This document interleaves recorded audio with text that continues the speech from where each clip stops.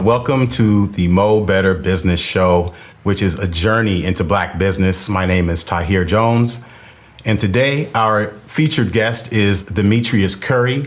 Demetrius is the founder and CEO of College Cash, which is the first platform created that uses everyday behavior such as brand engagement, gig economy work, and gaming to reduce student loan debt.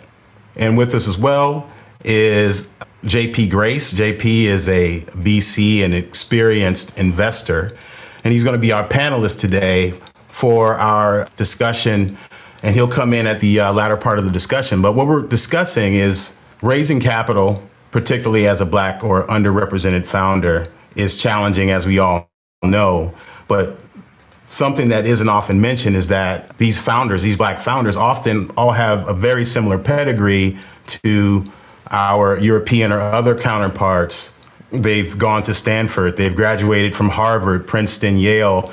They've got really a pedigree that looks very similar. We found that in discussions and just looking at the data that there's a lot of similarities between Black founders and non-Black founders. Those who successfully raise funds from VCs generally have that same type of pedigree. So Demetrius is a person who doesn't necessarily fit that classic pedigree and has been able to navigate this process despite that. So we're going to talk about that with Demetrius today as the general context for the conversation. But I'm really excited to have everybody with us. And Gareth, why don't you introduce yourself and let everybody know what's happening today? Yeah, so I'm Garreth-d. I'm a software architect, and I work as well with here on Mo Better Business. Today, as he said, we're going to talk a little bit about kind of what it takes when you have that unconventional background. And for those who haven't had a chance, we just included in the chat, mob.co/submit. We're working on an enterprise platform to essentially connect investors who are in the space with entrepreneurs. So feel free to include your startup or what you're working on. So we're looking to kind of facilitate that. As we get into Demetrius and College Cash, I'd love to hear a little bit, Demetrius, kind of how you got started in tech, because I know you're a veteran. I know you work somewhat in finance. How did you make your way into tech? Actually, to be quite honest with you, it was completely by accident. Like you said, my background was in finance. I also have experience in advertising and benefits management. Coming into tech really was the result of trying to help other at-risk youth and talk about student loan debt repayments and things of this nature. And I couldn't find anything that really helped most people. Yeah. And at that point, I was like, okay, well, if you can't find it, build it. Then I realized I was going to have to step into the world of tech. And that's where my entire learning process started. But that's how I got into it, with the desire to build something that can actually help a vast amount of people. At what point did you realize you needed to raise funds? And what was your first connection to the startup world, or startup funding world, I guess we should say? With this venture, we realized that we needed to raise funding when we started getting noticed. We started getting some press. TechCrunch wrote an article about what we were doing. We had made it through TechCrunch's Include program. I made it through another couple of accelerator programs. And the inbound interest validated what we were trying to build, but I realized I need more people. I need to beef up my tech. I need a whole bunch of things, and those things do not come freely. So this is now where I have to raise. And that's the point where you go from, okay, I've spent my money. I've borrowed as much as I can. Now it's time to get real. And that's when you have to you can't even dip your toes into fundraising. You have to fully jump in the pool. I mean, there's no halfway about it. You either do it or you don't, because that's going to determine your results. The hard part is getting over the fear of fundraising, especially being underestimated when you don't have the same pedigree.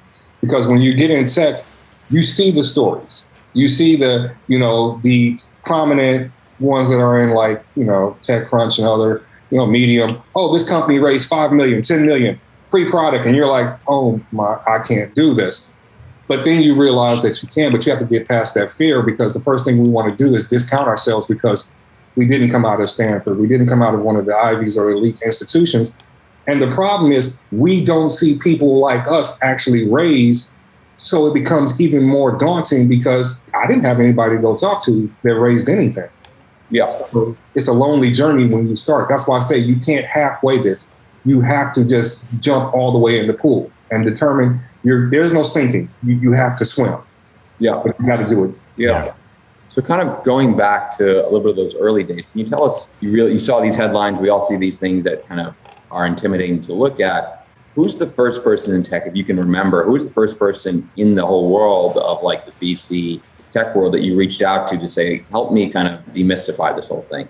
So I was fortunate enough this is one of those things, I reached back to somebody that I knew from church growing up. He's known me since I was younger. He happened to do some good work in the 90s in hardware. He made it into, Forbes and Fortune. And so I reached out to him like, hey, I'm about to do this and I have no idea what I'm doing. Can you help me out, at least point me in the right direction? And the method that he took made sure that I learned what I was doing rather than him just doing it for me. But I felt really blessed and lucky to have even that one person, because in my immediate sphere, even being in corporate America, coming from, say, Morgan Stanley, you are surrounded with people who know how to manage other people's money. You're surrounded with people who know how to be other people's employees. You can't reach out to, the average person, and no matter where you work, and go, hey, how'd you do this? Yeah. Especially when you're in tech, because we all know people who may have started businesses, a clothing business, a food business, a cleaning service, something that's not tech. Yeah. This is a completely different beast. So I felt lucky with that. But since then, I've found good people in the different communities, such as there's different online communities. I'll even include some of the more social ones like Twitter and other places. But you have to be present to even be connected with them. Yeah. That once again gets back to the whole overcoming the fear of stepping out and even calling yourself a tech entrepreneur. Yeah. JP, I'd love for you to jump in on this real quick, because I made kind of a generalization at the beginning, right? We've got some data to back up based on our conversations, and we've had a lot of them with, founders, funded entrepreneurs, unfunded entrepreneurs, VCs. And I want to, take a pulse, get a check from you, right? Kind of a reality check, and figure out if you perceive that the same way, right? I mean, have you seen in your experience folks from certain schools or who have certain allegiances are more apt to get funding if they enter into the funding process? Is that true in your experience? Thanks for having me here. Also, totally an honor. I'm super excited to be here. Just a quick correction. I don't actually consider myself a VC, but I did work for one for a very long time. Gotcha. Apologies. So my background is more in tech with startups and helping startups get launched, right? So at ZX Ventures, which is a wholly owned subsidiary of AB InBev, you kind of think of it like the disruptive, innovative arm of AB InBev. I was an early employee there. We went from 0 businesses in the portfolio to about 40 different businesses in the portfolio. So I got to see a lot of different businesses go through a lot of different stages. We were able to get about 25% of those businesses to what I would consider a successful valuation over the course of 5 years, roughly about 4 or 5 times more successful than what you'll see in a typical cohort of anybody's VC portfolio. So all of that said, the narrative that we're talking about here, the pedigree narrative, really resonates with me, right? Like even when I'm working with a bunch of internal VC-backed companies at AB InBev, you still see that, right? And I was working with a very international set of companies, so it wasn't necessarily all MIT, Harvard, Yale, Brown, et cetera. It was the equivalent of that in Brazil or, Tel Aviv or somewhere else, right? Like you see kind of the same pattern that you can match across all countries, right? You've got a bunch of privileged people who are all going to the same schools and networking and making buddies. And then some of them become VCs afterwards. Some of them want to start companies and they write each other checks, right? Like, that's basically what happens. So it's tough to break into that network when you're outside of it, right? Because you've got to make a lot more phone calls. You got to send a lot more emails just to get introductions to the network that some of these people have day one graduating from wherever. Yeah, that's great input. I don't know if that answers your question. No, it absolutely answers the question. And I just didn't want to be, throwing stuff out there without having some basis for really saying it. But that's exactly what we've experienced it. And it's on paper in a lot of cases. The flip side of that, I wonder though, Demetrius, and we talked about this before, you're a veteran, I'm a veteran. I think you're in the Marines, correct? Right. So, I wonder how that experience informed your fundraising process. But B, specifically for Black founders, like, are there advantages that we have, right? We all know there's clearly inequities in this process. Some of them are potentially actively, racist or potentially racially biased. Others might just be a function of people not being aware, and it's not anything that they're doing on purpose necessarily, right? But what is the flip side of that for Black founders? You've been able to do something that very few people have done, and very few people who don't have an Ivy League pedigree, right? So what do we bring to the table that's an advantage that people maybe don't realize, or that founders don't realize they have as Black founders? There is so much to unpack there. Let me see. Actually, here's the thing. We have so much to bring to the table, and I'm going to step out here and be real transparent for a second. Not only do I not have an Ivy League degree, I don't have a degree at all. So the highest actual paper form of education I have is a GED. Now, having said that, I will say this. Inherently, most underestimated founders, no matter the background, we have to work harder. And what we do not, and what sometimes we forget to actually do for ourselves, is qualify what we've been through as a superpower. Yes, you might have gone through 4 years of this. You got your MBA from Stanford. Fantastic. No disrespect to any of those institutions, but can you do that efficiently right now, or are you just an academic? We're doing things. One of my favorite things to say is in startups, everybody's heard, the lean startup. You have to be lean. You have to be lean. Most underestimated founders come from backgrounds where your life was lean. At certain points in my life, I've been homeless. You can never tell somebody who was homeless about being lean. We mastered this. So therefore, you can't teach me this. So you should look at it as it's almost like I'm mitigating some risk, because I know that when something inevitably goes wrong in the life cycle of this startup, this founder isn't going to break or fold because they've been through it already. When it comes time, you're trying to start and these are the stories that if VCs really began to put them side by side and really compare the road traveled, as I like to say, they'd be surprised. Case in point, how'd you fund your first startup? Well, I maxed out my credit cards, took a second mortgage on my house, and got a small $100,000 loan from my family. Oh, okay, that's great. However, you put that person next to an underestimated founder, like even myself, who sold plasma to pay a hosting fee. Yeah, who really wanted it more? Mm-hmm. And so when you break that down, I think that the problem with a lot of funding for underestimated founders is the VCs are looking at it through the wrong lens. They're looking at it from, A, B, Y, and you're an X whatever, X Googler, X Facebook. People love doing that. Okay, you work there and you were a data admin entry person. Does that mean that you should get money? No. But when they look at it through that lens, it's like, you've mattered. However, if you change that lens and go, wait a minute, let's go with the companies that didn't make it. What made them not make it? There's a website called Startup Obituaries, where all the startups that fail have obituaries, the final emails, and you'd be surprised some of the things you read. That's why you failed. You should have seen that coming. Or you didn't manage this, things that we already know how to do, but we're not given a chance to prove that. That's part one. Part two is there's nobody at most of these firms and funds that can even relate to us. And I'm gonna be real raw right now. Just because you have people at your fund or firm that have the same skin tone as me does not mean we come from the same place. So unpack that a little bit. What do you mean by that? I come from Chicago, born and raised projects. You can't have Dwayne, who came out of Stanford, came from a 2-parent family in the middle of the Hamptons. I don't care if we look alike, he can't relate to me.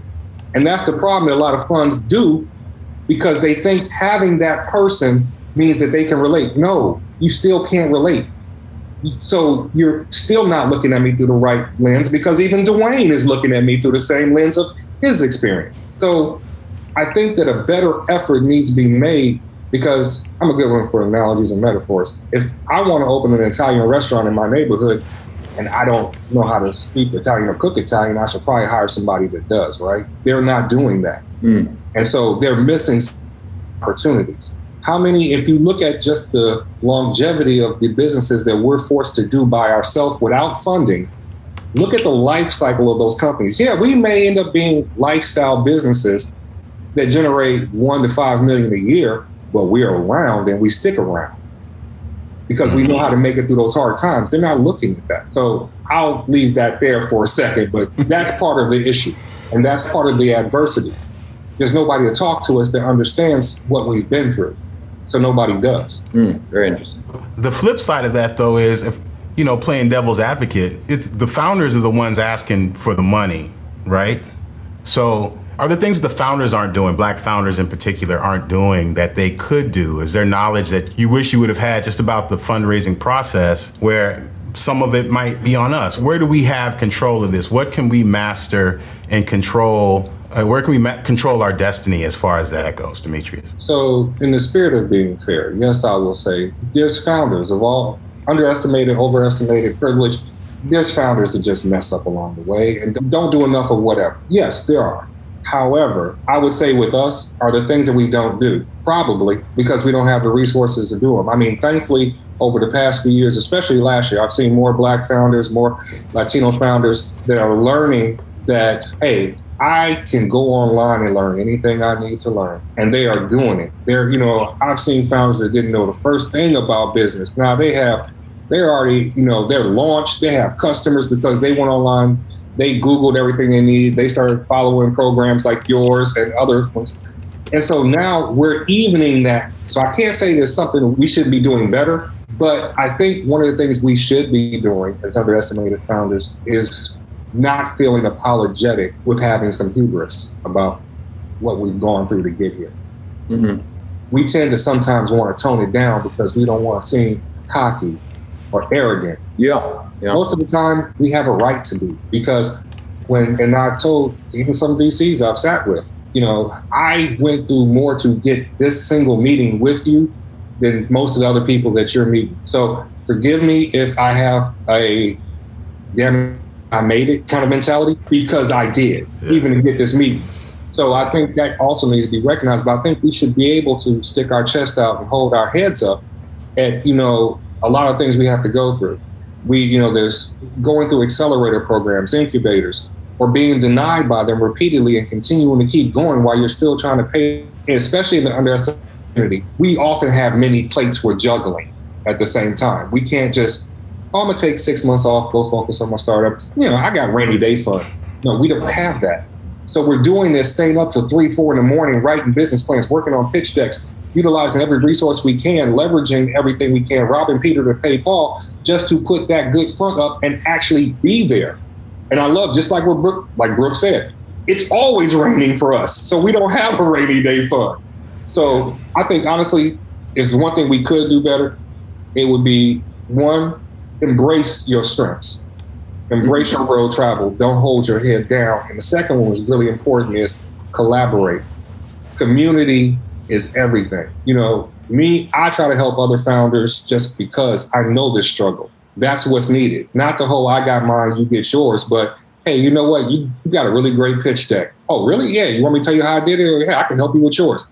Most of the time, that's all it takes. That's interesting. I mean, kind of going back to what you just said, embracing your story more, right? And rather than kind of shying away from it. Can you kind of walk us through, because I imagine you probably didn't do that as much on pitch one. Can you walk us through the difference on your first pitch versus kind of your 40th or 50th when you've been in front of VCs a lot? What was the evolution? I can tell there's something there. Boy, the evolution. Oh, yes, I'll be quite frank. My first pitch sucked because you say what you think people want to hear. You put in there, and more than likely, we're not designers. We're throwing together this PowerPoint, trying to convert it to a PDF, throwing pictures in there. We don't know anything about how it's supposed to look. We don't know anything about appendices and how. And so you just throw everything in there, and you're nervous. You're scared. You're looking at it, and it's really funny because to hear you said something earlier that I'm actually going to use. When you said, that we're the ones asking for the money. That's how we go into these pitches. We're asking for money like Oliver Twist with more gruel, please.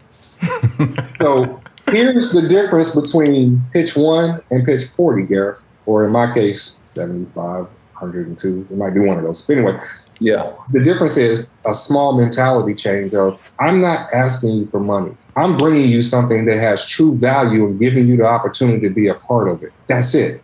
Yeah. And that simple little shift in your brain makes your pitch and your nerves go away, because you pretty much go, look, if I have the next best thing that I know in my heart and soul is here, I'm not trying to ask you for money. I'm giving you an opportunity to be a part of it. That's it. So that would be one of the main differences between pitch 1 and pitch 40, because I think by that time, you've learned the value of what you have. And I'm sure JP can understand, having seen various pitches from even the same founders, once a founder realizes what they actually have and can talk about it effectively, and they see the value, it goes from asking for money to, all right, so what you want to do to get in on this? Mm-hmm. Yeah, I think that's, even with what we're doing, just realizing kind of you're asking someone to come on a journey with you. But is there anything that kind of triggered that change, or was it just over time you realized that you had something valuable to bring? Was it seeing somebody else do it? Was it hearing too many no's? What kind of triggered that? Because that is like a, profound change. Actually, I wish I could say it was any of those things. It was a combination, quite frankly, of a gentleman actually telling me that's what helped change his mindset. I see. And it took me a minute to actually get it from when he told me that. Yeah. At first, it didn't make sense. I was like, no. But then as you really develop your startup and your company, and you see the numbers and you're doing the projections and they match, and people, they're not telling you no because your company doesn't make sense. You start really listening to, why did I get told no? Yeah. I'm too early. Oh, or I need to maybe tweak this, or it's not in their vertical. When you're not hearing, dude, why are you doing this? That's an oversaturated market, or anything that makes you go, oh, okay. You go, wait a minute, this has value. And once you start putting those two pieces together, that's what gives you that mentality to go to the, I have valuable for you to be a part of. And I think that's a paradigm a lot of underestimated founders need to have, because it changes the narrative. Amazing. Yeah, that's huge. Gareth, were you about to say something? I was just going to kind of build on that same, we're talking about VCs, of actually speaking to them. How did you kind of go about, I think a lot of first-time founders, they have a struggle with, maybe they get a meeting here or there, but it's a process. It's like getting reps in. How did you go about kind of actually getting consistent practice when you don't have that Harvard network where doors just kind of fly open? How do you get those reps to really change that mindset, hone that pitch, and kind of change how you're presenting yourself? Be audacious. Ask. Do the office hours. Submit your deck. Get the meeting. Here's the thing. A lot of times we don't, because we talk ourselves out of it, like, oh, they're going to say no. Okay, maybe they will. But at least you'll get some reason why they said no. And it's going to make you better. Yeah. Don't be scared to hear that no. So how did I get to that point? I stopped hearing about the no's and started listening to the reasons. And then I started going, I just started trying. Sometimes you just go, why not? So I started signing for like office hours with some of the major Sand Hill Road people to get, shoot my shot, pitch my pitch. I knew they were going to say no, but it made me more confident as I went on, to the point that, oh, okay, well, cool. I'll go ahead and sign up for this. I'll send my deck. It's the repetition, because I love how you put that. You have to get your reps in. People hate going to the gym. They go because it makes them stronger. Same thing with pitching. And I think a lot of times we don't, because, and this is once again the underestimated founders, we come from an environment where we're already getting beat down all the time anyway. We're just like, man, I can't take another no. I can't take no more disappointment. But you have to look at it as not disappointment. It's only making you stronger, because, you got to go through 30, 40 no's, maybe not. You might luck up if you actually put the research in. You might find a pre-seed or angel. It's like, here. And that first one, my first investment was a $5,000 angel check. I danced around like I had Mega Millions. Yeah. It validated that somebody believed in what I was doing. And sometimes that's all we need. Exactly. Like Christopher said, you got to celebrate successes. So look at some of those things as successes. Okay, maybe, you got a meeting with, Kleiner Perkins, and they said no. Okay, but you got the meeting, though. You pitched them. You know how many people wish they could? So be audacious and arrogant enough to just do it. Reach out on LinkedIn, reach out on Twitter. Look, people have office hours, take them up on it.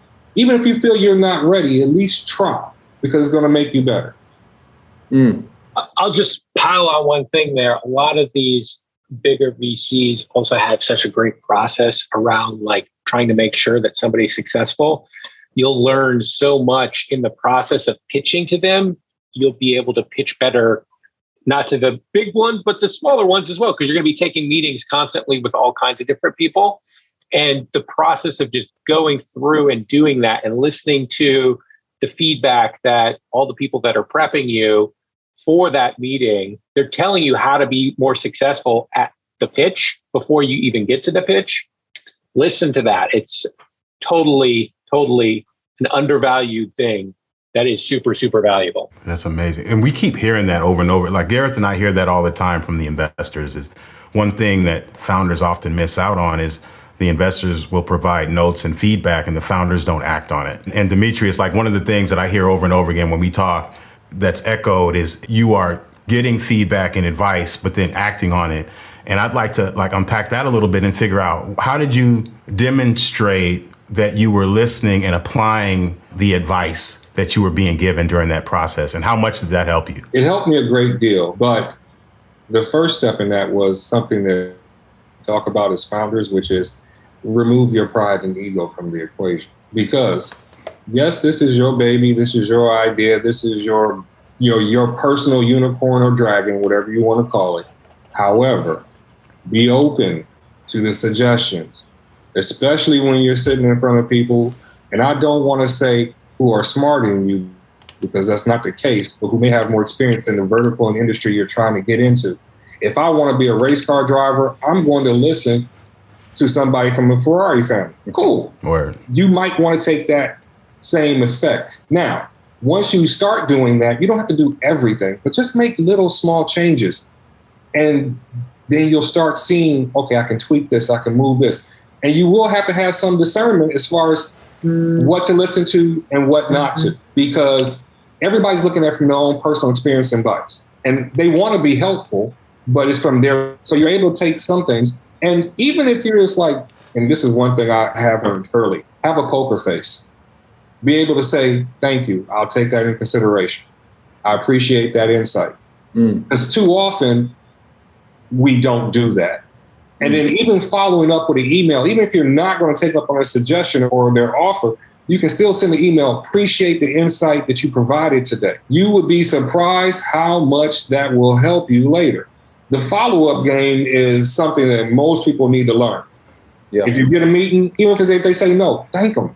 Because I've had people who I thanked after the fact to introduce me to other people. Like, hey, I appreciate that. Here's an accelerator. Here's an angel for you. Or here's somebody in your network that can help. So don't underestimate that. But that removing pride and ego is really important in the beginning. Yeah. If I say have arrogant hubris, I'm talking about the road traveled. I don't mean be, everything, because that's not going to go very well. Yeah. Mm-hmm. That's a great distinction, man. I keep kind of bringing it back to the early days. I know your College Access is doing amazing now, and you're closing out your round. That's amazing.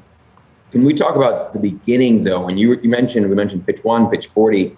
What was it like? What was the difference when you were talking to the angel investors, the ones that gave you that first check, versus the VCs? Can you give people, because a lot of people probably don't know the differences in what they're expecting, the process for getting that check. What was that like? In the beginning, you don't have anything. You have an idea, you have some projections, you have a nice deck, you have it's like clouds. They look really pretty. Yeah. But if you try to stand on one, you're going to fall straight through. So realize what you're doing is, no matter what it is, you have clouds. So what they're really betting on and investing in is you. Mm-hmm. Now, one of the things I had to learn in the beginning, and once again, being really transparent, I had to be okay with being me. Okay, so my early pitches, my first ones, I'm in the suit and tie and yes, well, and taking my earrings out. And at the end of the day, the investors and VCs, even ones who are like pre-seed and early stage, they already know that whatever you got on your pitch deck is probably crap. I mean, they're betting on you. So show them you. If your strength is, vision and business development, speak on that. But make sure that you say, who you are and be who you are, because that's who they're writing the check to. It may be in the name of the business, but those first checks are to you. So don't ever be ashamed to be yourself. Because if an investor or a VC at that stage doesn't like you for you, then that's not the person you want on your cap table. Mm-hmm. So don't be afraid to be you. Don't code switch. Don't, change your answers and, don't say you watch Seinfeld when really you're watching BET. Be yourself. It's okay to be yourself because we're individual founders. Exactly. Like I said, show them your truth. Your truth can be whatever it is. My truth is, hey, you know what? I'm a high school dropout that went to the Marines, got out, got my GED, and went through corporate America, but still work with at-risk youth because that's important to me. Yeah. I got my earrings, my tats. It's not changing. Yeah. So when you bet on me, you betting on me. Because a lot of times, and this goes back to something we talked about before, a lot of times underestimated founders, we're so tailored and we push down our superpowers. Hey, you know what? You went through all kind of hell going through college and high school. Your parents got divorced. Your brother died. You moved around 8 times. You're here though. Embrace that because that shows you have determination, the ability to deal with change and adapt to situations. Don't not tell them that. Mm-hmm. Don't let them just have a smooth ride because you're not showing your super. Like Superman never decided to, be Superman. He just sits back and watches everything as Clark Kent. That would be ridiculous. So that's what I would say would be one thing that really helps in the beginning. Just be authentic. They don't expect you to have the perfect answers, and that's another thing. Just show them that you thought about it. Because the perfect answers, that means you waited way too long and you probably did some things wrong anyway. They expect your projections to be off, but at least you thought about it. They expect your everything to be wrong in the beginning. But as long as you show an ability to, one, get feedback, be coachable, and I hate that term, but being coachable is important in the beginning because you don't know jack about this field until you start. That is what's going to get you those first checks. Now, one of the things that, speaking about the early days, I think a narrative that we need to kill immediately is the friends and family. That entire term needs to be squashed, rubbed out like the dodo, 8-tracks, and beta VCRs, for real. Because when you're dealing with underestimated founders, friends and family, yeah, that's no. We don't have that like that. The friends. Sorry to interrupt. I was going to ask, are you saying the expectation that people go raise, just go raise $50,000 from? Yes. Go raise $50,000 from your friends and family. Or what are you raising? $250,000. Well, that's a friends and family round. Who's friends and who's family? Yeah. Because right now, it's like I made a post a while back that said, I did raise my friends and family round from my family. That was the money they spent for me to get gas, the food, the meals they cooked, the times they spent listening to me when I was crying about how bad things were going.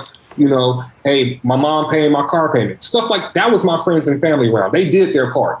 Yeah. So that's why I'm here. I think that narrative and understanding and even expectation, because it's kind of condescending when you hear from VCs, oh, well, that's a friends and family round. Not in our communities. And that just shows how out of touch you really are. And it doesn't sound the way I think they think it sounds.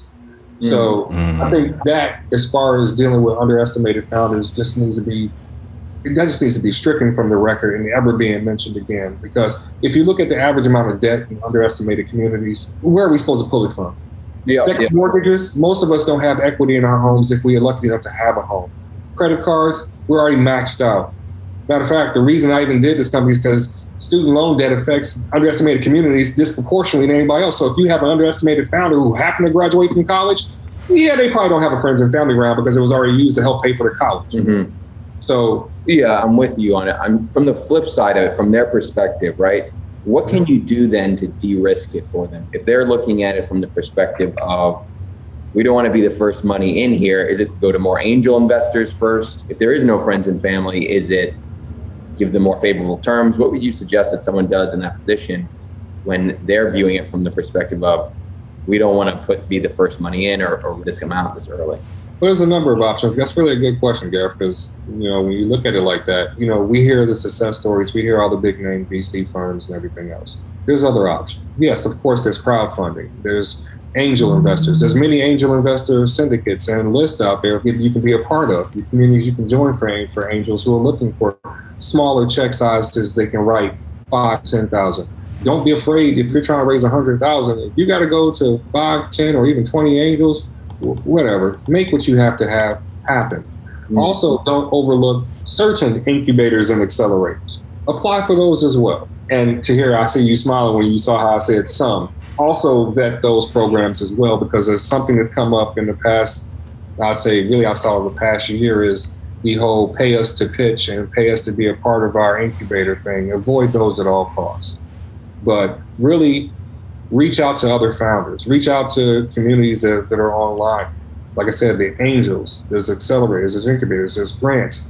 Do that, hit every opportunity you can. The hustle has to be just as hard as you would want somebody to respect you. You can't want somebody to write you a check for having hustle and determination and you haven't explored all your options. Let's talk about that a little more, man, because I think like sometimes the elephant in the room in these conversations, or one of the elephants in the room, one of the pachyderms, I guess, is like sales is brutal. Everyone we've spoken to who's raised capital to a person has said it's one of the most grueling experiences they've ever been through. I think, Demetrius, we were talking, you were like, I was in the Marines and raising capital was harder than being in the Marines. And it seems to boil down to a sales process, and most people are sales averse. Even those who think they've pitched a lot of people, they've really only talked to 12 investors and whatnot. And you mentioned a number, like we have a slogan that's basically 100 pitches in 100 days. You said for you, it was like 102 calls or 102 pitches, whatever it was. And it's one thing to say that, but it's another thing altogether to be in it. And, in terms of things that we can control, right? That type of activity, what does that feel and look like? And how hard is this endeavor, regardless of who you are? How hard is it to just make those calls and grind that out? And can you speak to that a little bit? It's extremely hard, but you have to be prepared to do it. I mean, it's a necessary evil. And the reason for it is because each of those calls, each of those pitches is going to make you better. You're going to learn something from each and every one. Now, you may get fortunate, like a scratch-off ticket, and the first 3 people you talk to, one of them writes you a check. Fantastic. Do not expect that to roll like that. Keep going. And honestly, you will continue to have more confidence with that the more that you do it. And it's interesting, I saw one of the questions, somebody asked if when I got to a point that I just didn't give up, did that actually help me? Funny, I do give, but I also became more secure in knowing what I was building and what I was offering. And I think those two kind of go hand in hand. It gives you that confidence. But I couldn't have it without repeatedly knocking on those doors, sending those emails, attending those pitch events, and hearing the no's or we'll think about it, or let us know when you have a lead. You learn from those and better. It makes you stronger. And it actually makes, when you actually get the big term sheets and the big checks, it makes it that much sweeter. But it's a necessary evil. There's a saying that a smooth sea never made for a skilled sailor. That's real.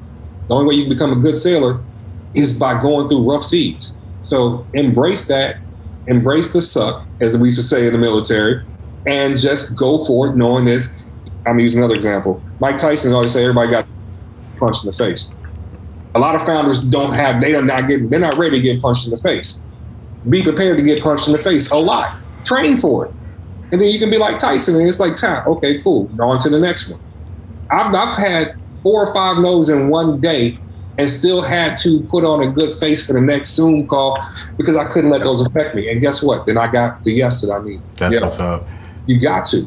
I'm not sure if you had a question, but I guess this is for JP and Demetrius as well. You guys talked about teachability, right? Obviously, half of this we're talking about is being able to hear all these no's, but the other half is also when you're hearing these no's, kind of taking some of that on board. JP, you've worked with kind of CTOs and founders as well.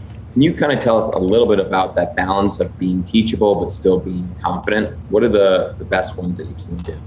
A lot of times when you're hiring for like C-level or VP level person, especially at a startup like this, you need to be focused on people with very low ego, right? To Demetrius's point, right? That you have to be teachable. You have to realize that you don't know everything yet and that you're in a environment that is going to be rapidly changing if you're successful, and you're going to have to adapt to that. So what you did yesterday is not going to get to where you are today. Let's say you're successful. not going to get you to where you want to go tomorrow. And you're going to have to constantly adapt to failures, right? Because you're going to be failing constantly. And so you can't just not get up off the mat. You have to constantly get back up. Demetrius, I'm loving all the metaphors. I'm trying to join you right now.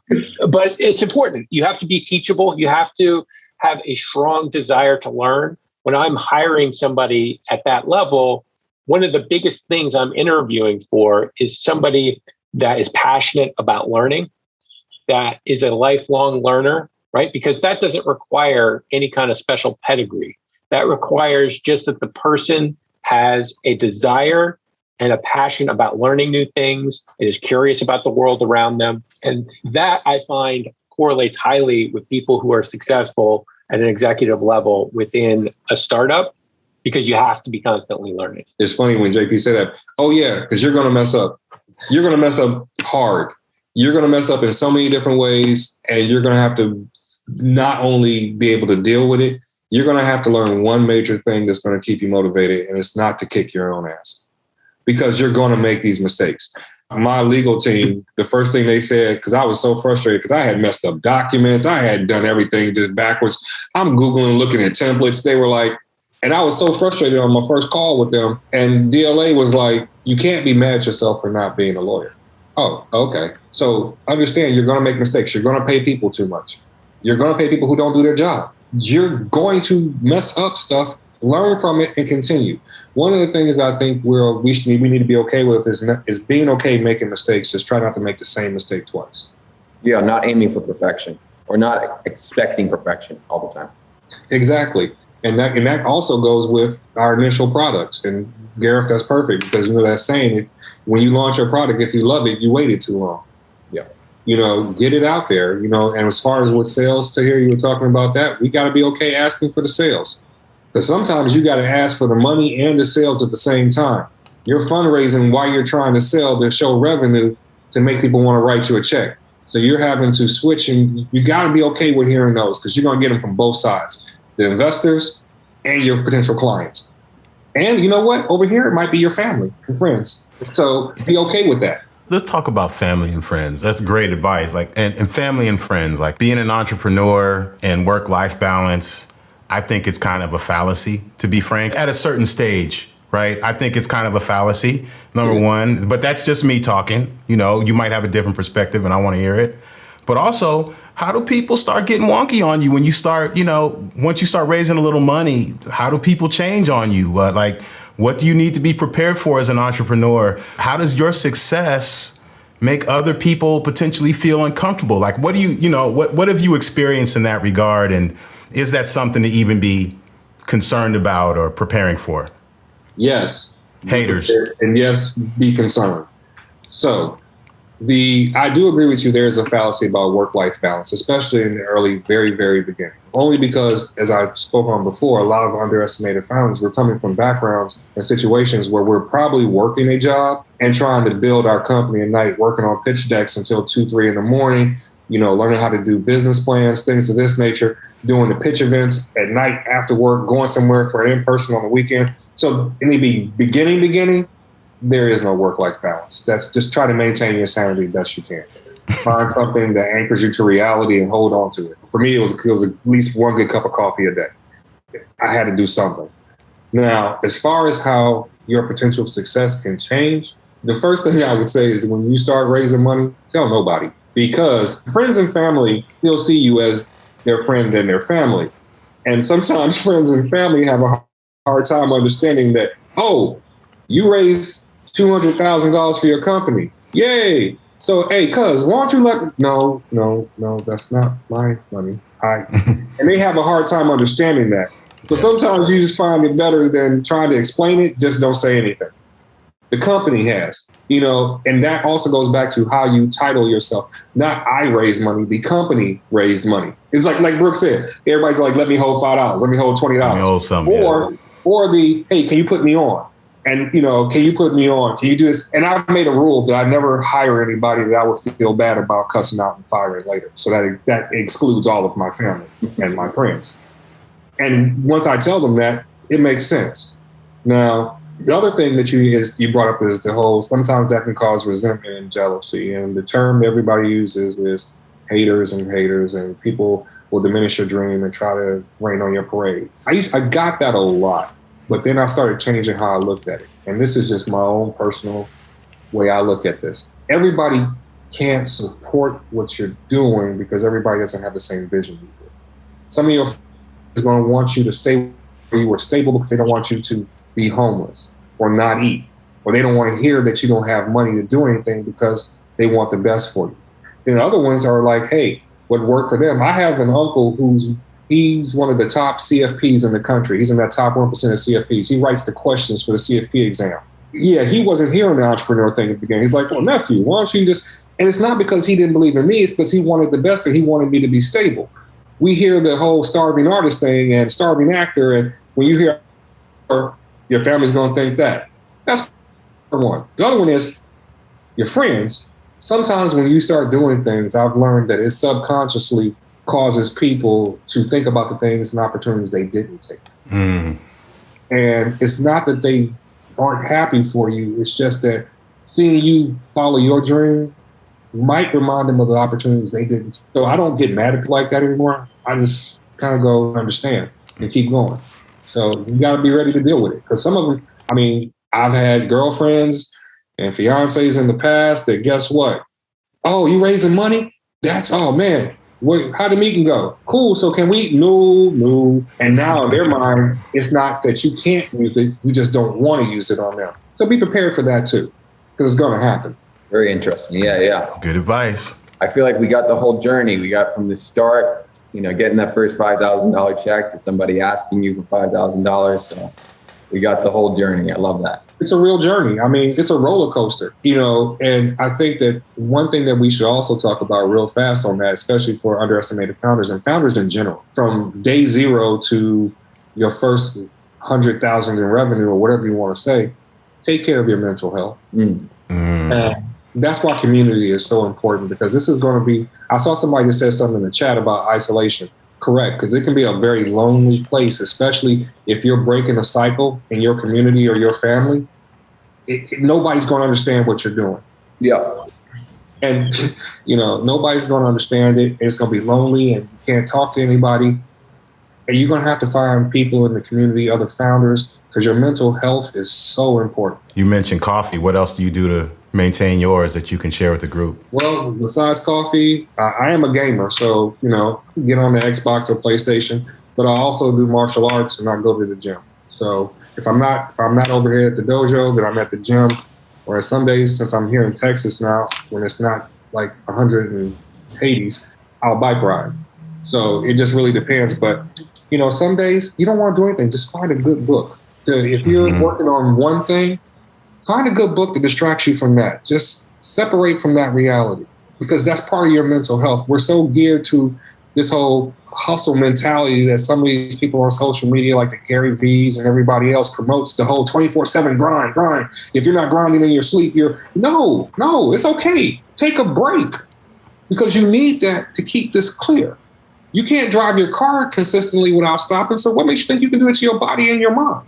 So take time for your mental health. Did you learn that before or after you were selling plasma, paying that hosting fee? After, clearly. After. And I'm gonna be real transparent. It got to the point that I had to go to the hospital. I was fatigued. My blood pressure was through the roof. My blood sugar was through the roof. And I was not taking care of myself because I was on that whole, if I'm sleeping, I'm losing. You know what I'm saying? Money don't sleep, so neither should I. I got to do this. I got to grind. And eventually my body was like, yo, check this out, fam. We're going to go on strike for a second. And then I realized all I needed to do was just give myself incremental breaks, because I'm human. Yeah. Amazing. Blessings. I did want to read one question I wanted to read just from some of the people who joined us. Thank you again for everybody who did. I guess this is a question for JP, but Demetrius, I'm sure as well, you'd have some insights. It was about viewing types of funding. Someone asked basically about crowdfunding and how it was perceived, at least in the past, as being not respected in the same way maybe as angel investors or kind of traditional VC funding. Have you seen that has changed at all? I guess from your viewpoint, I know you're working more with companies that maybe are a little further along, but have you seen kind of a change in attitude? And I would pose the same thing to Demetrius as well. Yeah, not a ton of experience here, but I will say that we work with a ton of different founders from a ton of different backgrounds. And at the end of the day, the people making the investment decisions are bean counters, right? And they are trying to make sure that their money is going to make more money. And so they are betting on people, right? Demetrius talked about this. They're betting on you, right? And I haven't ever seen something like some sort of crowdfunding be a negative, but that might just be because it's never really been a thing. I can't imagine that it even would be, though. It's really all about what are the metrics that you're tracking for success? Are you making those sales? Are you hitting those sales numbers? Whatever the thing is that you're trying to do, what's the narrative that you're spinning for the growth of this company? And how far along are you being successful? Where have the challenges been? If you've got a good story to tell around that, you've got a good shot. Absolutely. I'm going to definitely agree with JP. And it's funny because word for word, the last part he said has been so instrumental. Have a good story to tell. Make what you do. It's not so rigid that we look like in the pitch decks, like, okay, I got to tell you about the problem, the solution, my team, my product. No, craft it into a narrative. First of all, why do you even care about this problem? Why is it important to you? You got to tell the story, and that's so important because that goes back to being authentic. Like, why are you doing this? If you can't tell a really good story about why you're doing it and where you see the company going, maybe that's not what you should be doing. Because I've seen a lot of, and this is one thing that I've seen less of with underestimated founders and more of with the traditional pattern matched founders is I'd love to hear JP's input on this. A lot of pattern matched founders they're trying to emulate somebody else's current idea. They saw something else be successful, so they want to build their version of it. Not because it matters to them, but because they saw their buddy from Yale did this or Stanford, they did this. Oh, we can do this too. Whereas with underestimated founders, usually we're building stuff that matters to us that we know can be used. So embrace that. Tell them why it's personal to you. Why do student loans matter to me? Because I'm one of the people with debt with no degree. I paid on student loans with no degree. I know how bad that sucks. My kids, student loan debt, community, student loan debt. That's why it's personal to me. So, embrace all of that. That totally resonates. And I've definitely met a bunch of founders who fall into the category of don't really care about the thing. They just care that it's going to grow, right? And that's what they're after. Exactly. Say blockchain, AI, machine learning, and you got 100 founders in Silicon Valley pulling out pitch decks. But do they care? So embrace, it's okay to show that you care passionately about something, because that's what's going to drive you across the finish line. That's what's going to show especially those early stage investors, why you're the one to bet on. Because if JP, like he said, he's seen it, they know it. They see it. They've seen like, oh, okay, so you're going to be the next that. And they're tired of it. Differentiate yourself. Stand out. This is what you're here for. Amazing insights shared. I think we're coming close to time, or we're just a little bit over actually. But I want to thank, obviously, Demetrius. Amazing insight shared. You have an amazing story. We'll make sure to share that after the show, College Cash, and what you're doing there. And JP, you as well. Thank you for coming in and speaking kind of from the perspective of your story of working in CX Ventures. We'll be doing this again in 2 weeks, doing probably a live taping. So we're super excited to do that as well. If you have anything that you guys want to follow up on, Demetrius has shared his Twitter and an email. Feel free to contact him there. And yeah, we're excited for the next one. And thank you again, guys, for joining. Thanks so much, guys. Thanks for having me. Exactly. Thanks for having me as well. Pleasure. Thanks, guys.